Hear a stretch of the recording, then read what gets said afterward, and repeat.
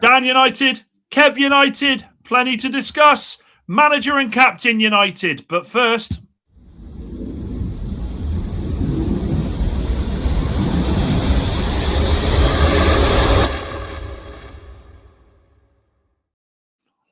Someone's spinning around. Hope everyone's well. Fantastic. Honestly, look, the title is Manager and Captain United, and I really want to get into that. But before I do, look, let's just remember that the weekend against Spurs. Did we win again? We won again, mate. We won again, mate. Yeah. Some would say we're getting bored of all this winning malarkey. Yeah, get a bit boring. Yeah. It's another one. But do you know something? I really wanted to pay homage to Michael Carrick because when I watched it back, something stuck with me in his post-match interview where he said, we were in control in the second half, I'd like to second. And I watched it back and do you know something? Actually, excuse me, he was spot on because, yes, they were down to 10 men, but I don't know, Kev, they had a little flurry, but I don't remember sitting there at all thinking Spurs are going to do something here.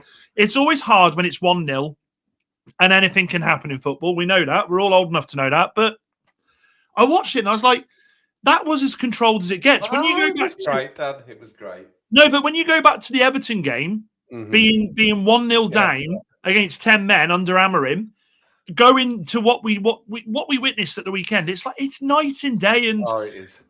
I love the plaudits he's getting. It's still funny listening to the haters, right? Because the haters are still going, "Oh, that's unbelievable! Spurs have played so well, 11 against 11. They would have been fine." And was it Luke Shaw or somebody should have been sent? They were saying somebody should have been sent off out of our team as well. I heard somebody say, "I'm like, what match for you watching?"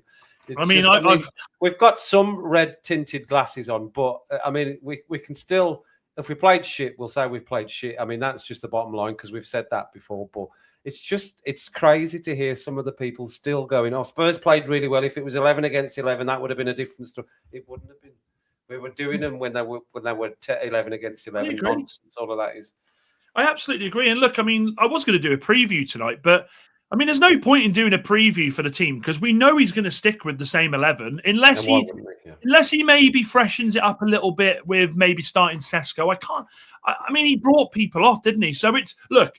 Regardless of what rival fans might say, and do you know something? Wolfie's been in the chat, in the 12th man chat, saying that we are so lucky because we've got there's players missing in the West Ham game. Apparently, Somerville's missing, Bowen's missing, Wan-Bissaka's missing.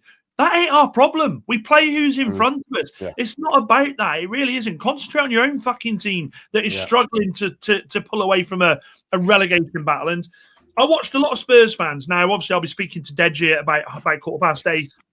On 12th man.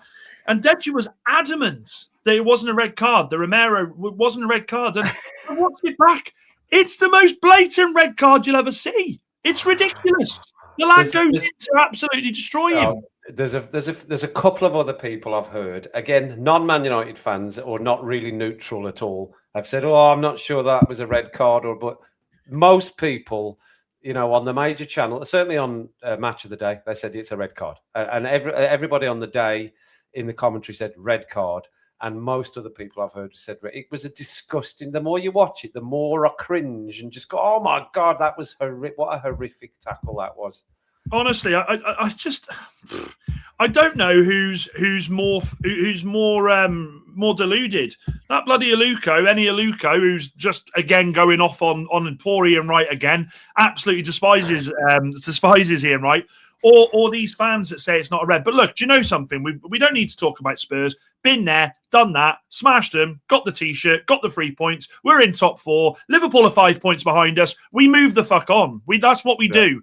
And that's what a good team does. Now, what I wanted to talk about, excuse me, was the title of the video is Manager and Captain United. And this isn't a dig. I'm not even going to mention the A word because I'm sick of talking about that bloke. He's a stain on our history for this club. But I'm seeing, and we see this a lot. Of course we do. When there's a bounce, everyone's happy, everyone's buzzing. But the comments from Bruno Fernandes following the game about Michael Carrick, I sat there and I thought, this is a team that we haven't seen for so many years, really united at the moment. They are absolutely united and are there to give everything. And there was a few quotes I wanted to say, Kev, and obviously give me your thoughts on them. So he said, I think Michael came in with the right ideas of giving the players the responsibility, but also some freedom to take the responsibility on the pitch during the decisions that are needed. Now, before I move on, that straight away springs to me that the formation we played before was so rigid. It was so rigid. You couldn't really adapt it. I know that Ruben said,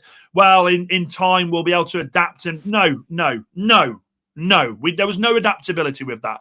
In this formation now, we are seeing players go around that field. We're seeing Mbeumo drop so Bruno can go forward. We're seeing Bruno move across so that Cunha can come inside. There is so much adaptability, and that is on the players. Now, he also said he's very good with the words, and I think he still remembers when I told him last time he was our manager for our last game that I was sure Michael could be a great manager. Now he is showing it. Now, I don't think for 1 second he's taken any credit there, but I think that just shows the respect between the two men. And I think that anything to happen in football, for you to be successful, for your club to be successful, and it can be in different walks of life. It can be if you're a cup team. It can be if you're going for promotion. It can be if you're fighting off relegation. It can be if you're in a Champions League fucking final. But if that respect level between captain and manager is there, well, then that goes around the whole changing room, doesn't it, Kev? Yeah, absolutely. He's not the only player that's pretty much said exactly the same thing. I think all of the players in the 4 matches that have come out for interviews at the end have all said they've all been asked the same question. Of course, they have, because the people asking the questions don't know what else to ask. What has Michael Carrick done to this team? Well, how has he managed to change it? I suppose it's a pertinent question, essentially, but they've all said the same thing. He's just told us to enjoy ourselves when we're on the pitch and given us the opportunity to take more control of what we do and what happens when we cross the white line. A few of them have used that very phrase. Once we've crossed the white line, it is more responsibility on our shoulders to adapt within the game without wondering what the F we're meant to be doing. So, 7, 8 of them have been interviewed, and they've all said pretty much exactly the same thing. He's given us the freedom and the responsibility of taking control of the game when things change within the game and not having to look to the sideline and go, what are we meant to do now? How are we meant to change? Or we're going to stick rigidly to how we're playing under the previous regime. So that is jumping out like a sore thumb. That's the mantra that he's been given in the changing rooms. And probably I just think as well, they probably just respect him a little bit more. He's been at the club. He's been in some of the best teams. He's won lots of trophies with the club. He was a great midfielder, one of the most underrated midfielders, probably. A lot of people have said that, ex-players that have played against him or with him have all said one of the most underrated midfielders. There's obviously now lots of YouTube videos of Michael Carrick's time at Man United, and when you just watch him back, you go, man, but I knew that anyway. I love Michael Carrick as a player. I thought he was a great player for United, and one of the players that would be first on the team sheet when he was available. So, very consistent among the team. So, in these interviews, so that's exactly what's been said and pretty much exactly how he's been saying it and saying the same thing each match. I agree. Absolutely agree. Before I move on, I want to go through the comments because I don't want all you beautiful people to think I've forgotten about you. Carl says, evening all, definitely 5 out of 5 tomorrow, no doubt about it. Love that, Carl. United says, United. Wahaha says, let's all take a moment for all the lost souls who thought the A word was the one. Absolutely. That was me as well. That was me. It was a good evening, Wahaha. It's good, mate. We missed you. Good to see you, mate. And there you go. You're getting some love from Carl. Lawrence says, not conceding the first goal is key. Is the key, but I still think 5th place because of the tricky away fixtures piling up. Well, look, we can. Do you know what? Lawrence makes a great point there, and I want to. We're not going to win every game. We're not. We are still going to go. I think it's unlikely. Unlikely. But I just look at this team now, and I don't see us going to a place and losing because we've got square pegs in round holes. If we lose on the day because the other team is better than us, then you have to hold your hands up. But I kind of feel like we were going into so many games under the old A word, and we were starting with almost a goal down because we were restricted. We were restricting these boys. Like yet again, Kev, on Saturday. How good did Kobe Mainu look again? He's getting lots of credit at everyone's. I mean, and a couple of people have said how embarrassed is Ruben Amorim currently. There was clearly something. Was there something going on, or did he just not fit into that system? It didn't. I mean, because we said, "Where's he going to play?" I mean, but it is fairly embarrassing when he's just come in and played pretty much. I think that was the first time he's gone off since he's played under Carrick. That was he got subbed off against Tottenham, but he's played every other minute since then. So a little bit embarrassing for Amorim, I would say for sure. Mate, it's like driving to work every day in a Rover Metro that struggles every year for its MOT, that you're paying money every month to try and get to work. And you moan every day at work. You go, fucking hell, I'm late again because that car let me down again. It's ridiculous. It's ridiculous. Only for your work colleagues to find out you got a fucking Porsche in the garage. Do you know what I mean? Yeah. We have missed that lad in midfield so much. And Owen Hargreaves, I've got to give Owen Hargreaves credit here because we don't give pundits enough credit. I don't when they deserve it. And the biggest compliment he paid to Kobe Mainoo was this guy didn't play for 14 months. Really, it was sporadic, if that. But he's come into every game and started and he looks like he's played all season. His fitness has been incredible. And we talk about match fitness and fitness. He hasn't missed a beat. I know Mr. Neville decided to try and say he looked shattered against was it against City? Oh, he's shattered. But he wasn't, was he? And, no, not at all. And we also forget that this lad is 20 years old.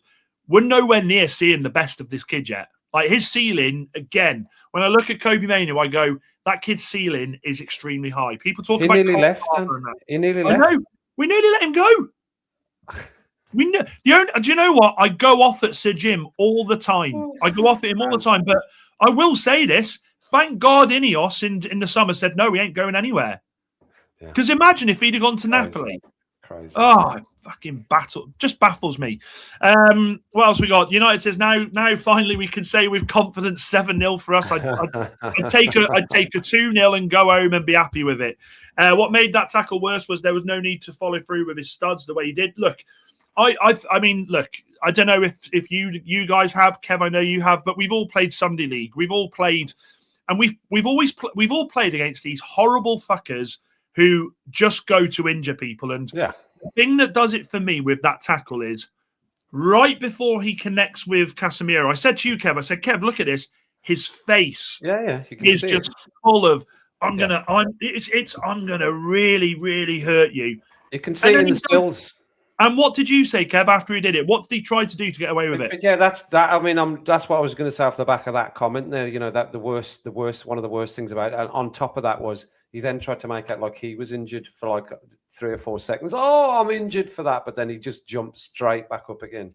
Yeah, that was horrific, a horrific tackle. Horrific. Absolutely agree. Lawrence says, Lawrence, where are we at for this end of season? Do it your gaff, mate. He says, Chelsea always finish 4th. Well, look, you know my thoughts on Chelsea. I've said for weeks, even when we were shite, I've said for weeks we'll finish above Chelsea. Dan and Kev, what are your comments about Liverpool and the City last minute situation? Look, I mean, to be fair, I agree with Carl here. I think the right decision was made as Haaland fouled the defender before the ball crossed the line. I can see why VAR looked at it. And I know Liverpool fans won't want to hear that because do you know something? Look, you look at it at the rule side of it and you look at it the human side of it. The rule side of it is he fouls, was it Szoboszlai? Yeah, Szoboszlai. He fouls him. They have to then look at that because that could potentially, if Szoboszlai doesn't do what he does on the first initial tug, well, that goal gets disallowed. Yeah. But the human side of it, you look and you go, just give him the bloody goal. And but then the United fan in me says, fuck off. Send him off. Get rid of him. Yeah, there's been mixed opinions on it, and I can see both sides of that. But yeah, there's been definitely mixed opinions on how that should have gone. But I agree with you. I agree with what you said. Yeah. They are forever falling bubbles on the floor. Good lad, United. You think that dozy lad will really cut his hair? Actually, do you know something? I'm so glad you reminded me that, Lawrence. Like I reminded you about the end of the season, do at your place. Just don't forget that. Don't forget that. Michael Carrick was asked about him in his press conference, wasn't he? And this is where press conferences. This is where these reporters sometimes make themselves look fucking morons because said, the boy with the haircut, is that going to factor into your team talk? This like as if a Premier League manager, regardless of him being I didn't hear that. as if he has said, and Carrick answered it really well, because Carrick said, no, yeah, my kids have shown me about it, but I can tell you right now that will not factor into any team talk. I hope we win, so this twat can just piss off. But we know what will happen. We know what will happen. It'll be not cutting my hair now till Manchester United win the Champions League, day 250. That's what he will, because he's realised he's got a cash cow now, hasn't he? Yeah, and you know what as well, just sort of connected a little bit to that. No, the parts on all these shows and everyone's channels and all, or whatever, because we're winning, barely anyone's talking about us now. We're not getting any sort of press. We're not getting any anything. Yeah. It's just another win for United. Good win. They played really well. Anyway, on to the next. What? Where's the hour segment? Hated, United? Adored, but never ignored. Honestly. Yes, Shea Lacey absolutely must have a chance, because Shea Lacey's been scoring goal after goal after goal in the under 21s, hasn't he? Good evening, Chappie. Good to see you. Wahaha says people will never give Carrick the plaudits he deserves as a player. Absolutely agree with that. And he is the one that he's doing great. He's doing great at the moment. And this comment here, lads, it's West Ham. Love that. Moxie's in the building. He says, "Good evening, Kev. We've got to go into tomorrow full of confidence and get 5 in a row. United. We do. And look." We'll talk about the what we think the result will be in a bit, but in fact I'll start at Moxie because I'll come back to that, because there is something I want to say on that. Red card and no goal last night was the correct call for everyone involved in the title race and race for Europe. Sunderland, Poole, Arsenal, City. Agree. Evening, Dan and Kev. Sorry I'm late. Was watching the final in the Winter Olympics. Jamie, I can't watch that. End the stream, Dan. End the stream. Yeah. See you later. We're off. We're not having that. No, I can't watch it, but no, fair play. West Ham, Bowen. Bowen, Wan-Bissaka and Souček's height. We have to play well, not crumble with setbacks. Well, Lawrence, apparently the word coming out tonight is that Bowen and Wan-Bissaka will miss the game through injury, apparently. It's your usual Romero on Brazilian violence. I mean, I think Romero could pick an argument in an empty room, to be fair.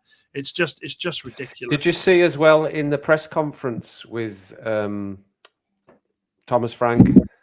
I didn't know that. This is a Premier League manager, and he goes, obviously he gets a lot of red cards. Yes, but has he had that many red cards? He's not the worst. He's the worst since he's been in the Premier League. The Premier League? Yes, in the Premier League. I didn't know that. I thought we were talking about the under-9s from Bath. This is a Premier League manager, by the way.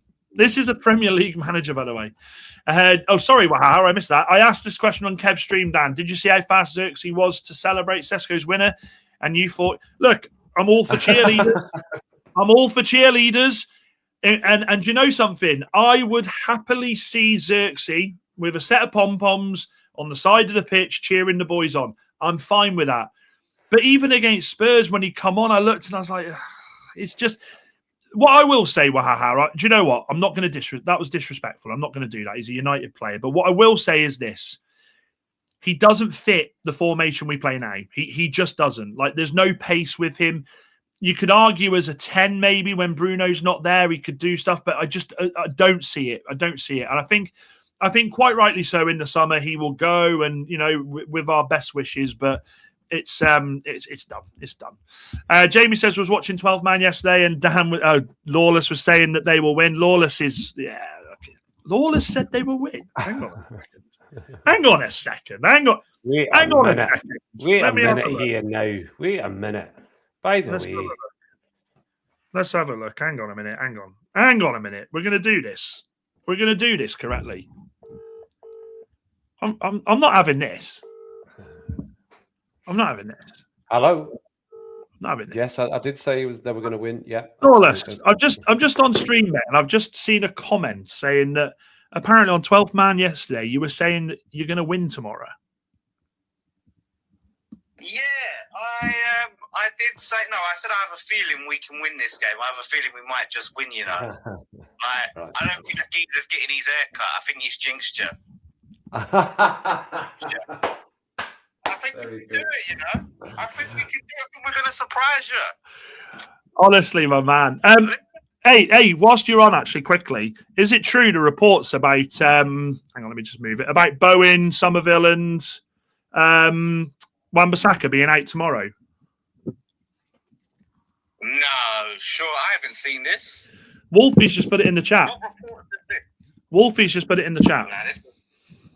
Nah, Wolfie the troll. Let me see this. He's doing a Thomas Frank now. I didn't know that. You can't take anything Wolfie says seriously. It's on Twitter. I can't see nothing. I can't see anything on this. No, confirm that a number of players have picked up knocks and are doubts. That's what it says. It doesn't say who. Right. I'll take your word for it over him, mate, because that bloke at the moment he's mate. I'm telling you this now. I don't want you to win tomorrow, but I really hope you stay up, mate. I hope at his expense. I hope you stay up. I'll catch you later. Are you doing Race for Europe tonight? Yeah, you in? No, well, I was just wanted to make sure that you held Potts accountable for that Newcastle finishing 5th take. Don't worry, mate. I've got a few things to say tonight. A few things. I'll catch you later.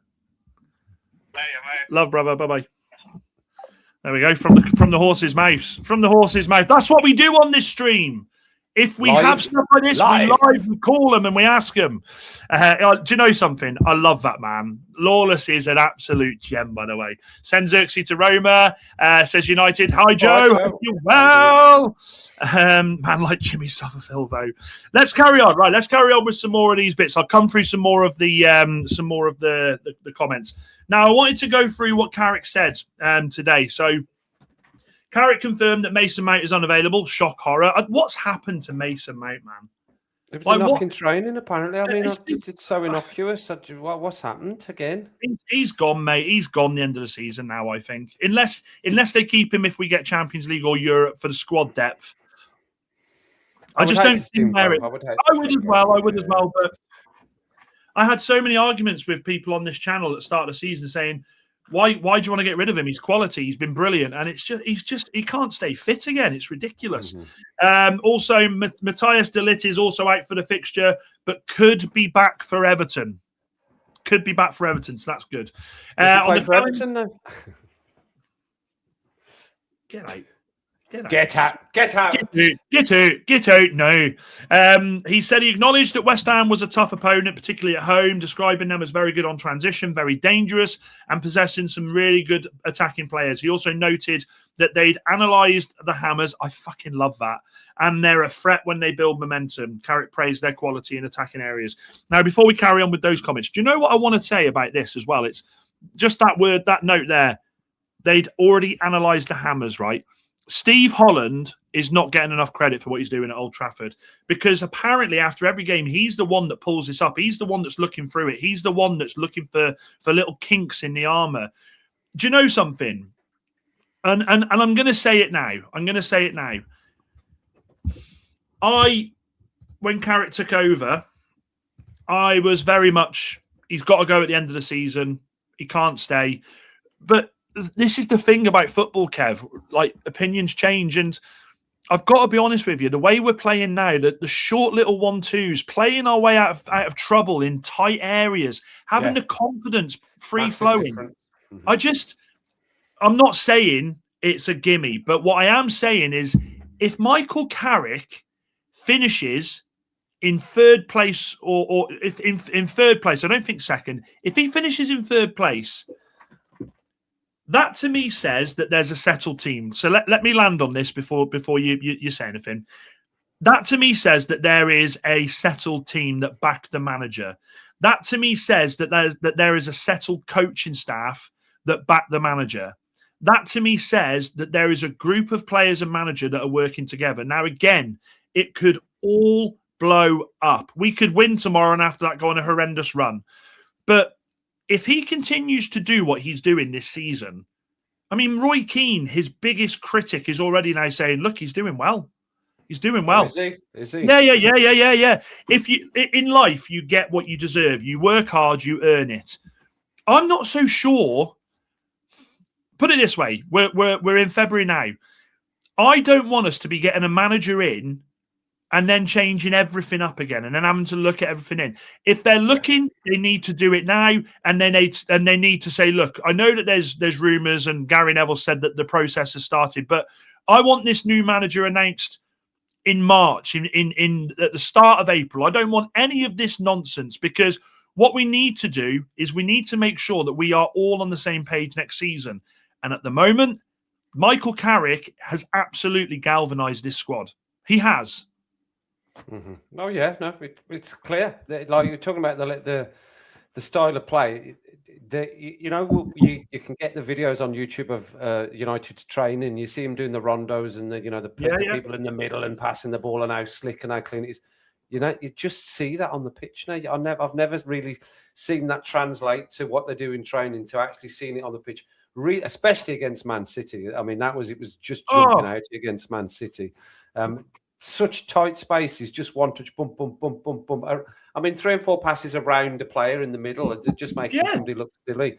The amount of players that from fast feet, particularly Kobe Manu, I've noticed a couple of times, but other players as well, just a little drop of the shoulder, a little quick pass off that they've left. Man United players have left the opposition on their arses has just been so good to watch. They don't know which way to turn, and it's just these quick little slick passes. It's like at the end of the day, they've always known how to do that. They practice that every single day in training, but they've got the confidence to just do it on the pitch. Now it's like, well, just do that on the pitch. When you're talking about, we used to play football when we were kids and as we were growing up, everything always used to get said to us, just doing training on the pitch. Just do the same, what you're doing here in training on the pitch, and it will be sorted and everything will go really well. And that they're just doing that and having the confidence to do that. And Carrick's given that, as well as the wider team that he's brought in with him. And you know something? United, if they kept him on, United have got the power here, because United could quite easily say to him, look, you've done really well. We're going to give you a 12-month contract. Yeah, we're going to give you a 12-month rolling, because let's be honest. Who's coming in during that contract and stealing Michael Carrick away? It gives Manchester United security that, look, if it is a bounce and at the start of next season it goes to shit, well then, okay, we look and we bring someone in. I don't think we need to do what we did with Ollie and give 3 years, 4-year contracts. Just go in with a rolling contract and say, right. I think he's a seriously good manager, Michael Carrick. Yeah. I think he's a seriously good, and I don't really get why he wouldn't, or people are thinking he shouldn't be considered, or that it is just for these games. You know what?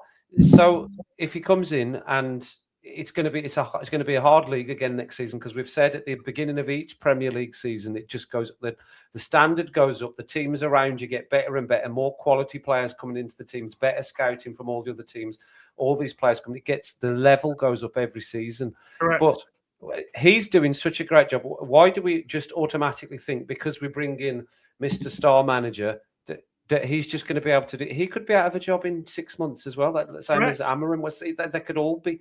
It's the grandma had balls scenario again. Why not? Why not Michael Carrick? He's absolutely.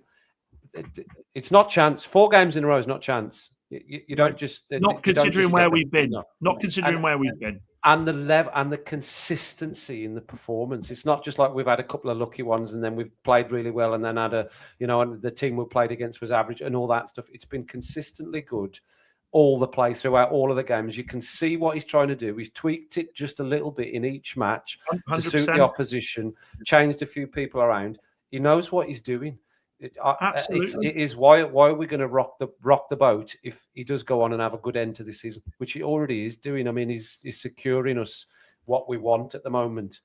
I can't see us not losing a game, but I don't know. Maybe we won't. Maybe it'll just be a draw or two or three draws or something as we go through.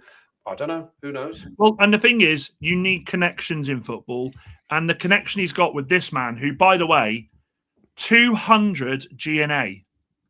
Mm-hmm. That is ridiculous. He still doesn't get the credit. Still doesn't get the credit, does he? But still doesn't get the credit for it. That is absolutely. That's I mean, that is ridiculous. And I go back to it, Kev. When you've got, and again, it's titled Manager and Captain United. When you have that between these two men, everybody else follows in. Everybody else believes. Everyone else buys into what they're trying to do. Moxie says, if Mount could stay fit, he's the perfect backup for Bruno at 10. Holland has been the key to changing this team as much as Carrick. Said at the time he was a shrewd appointment, and that is absolutely true. Do you know what, right? There is an assistant manager out there who loves to be centre of attention. His name is Jason what's his name? Is it Jason Tyndall? Is it Jason Tyndall, the fucking Newcastle United assistant manager? Hang on, let me bring him up. I think so. Let me bring him up. Yeah, I'll bring him up. This guy here, right? This guy tries his absolute damnedest to be front and center, right? Front and center of everything.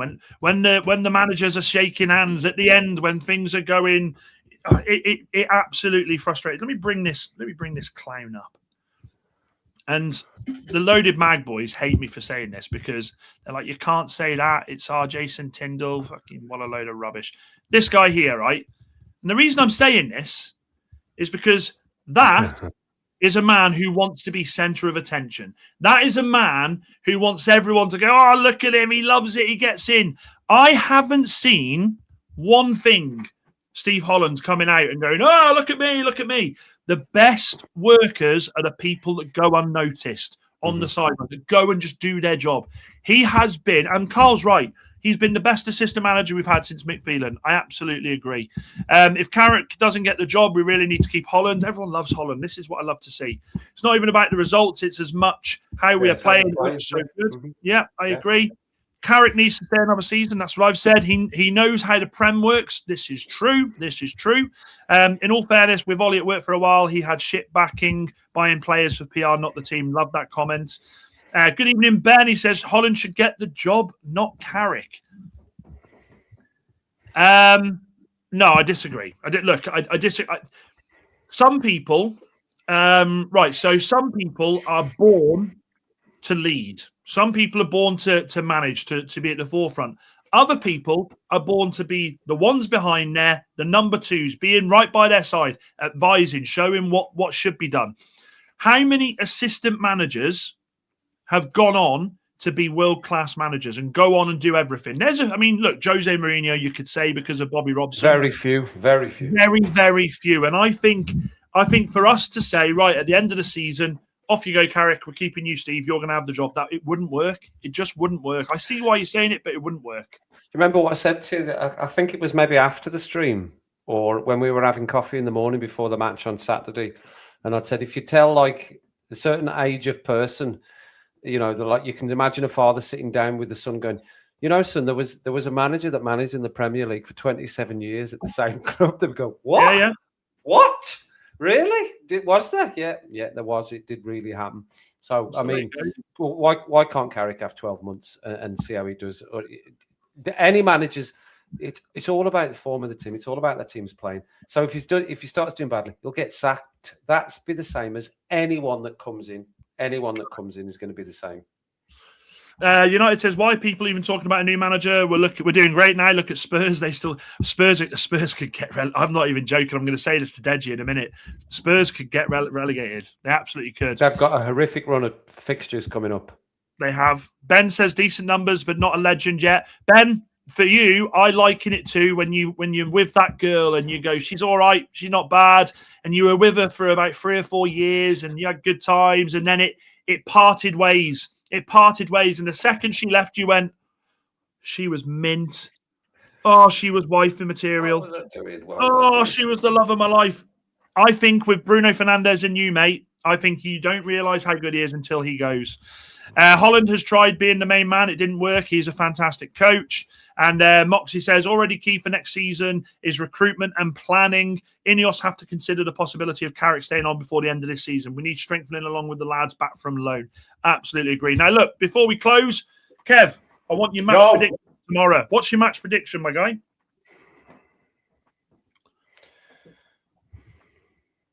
3-1 United. I thought you were going to say West Ham, though. Say, what the fuck? 3-1. 3-1.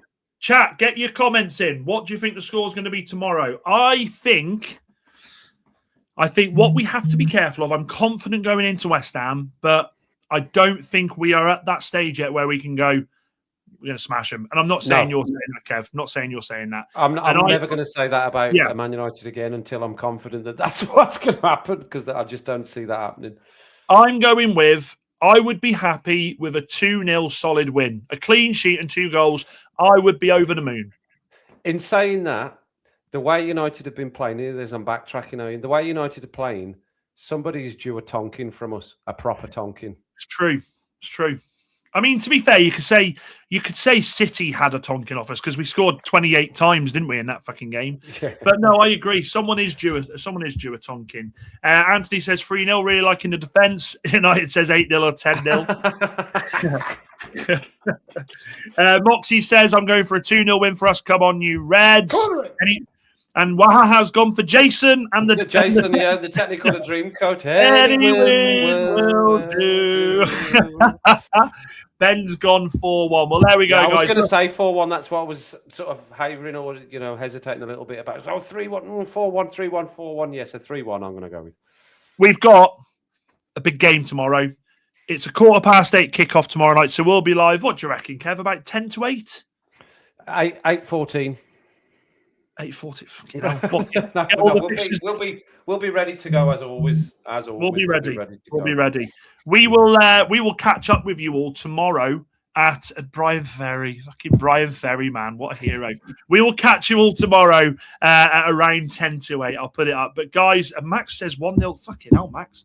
Max, come on, Max. Max has got 1-0 lead. To be fair, Carrick did great in the championship. I want him to get the full-time job just because he's not a big name. He is Manu all over and keeping it basic. Fantastic. Love that. Right, guys, we will see you tomorrow night. Make sure you smash a like. Make sure you subscribe if you're new. We will see you for game number 5 in a row.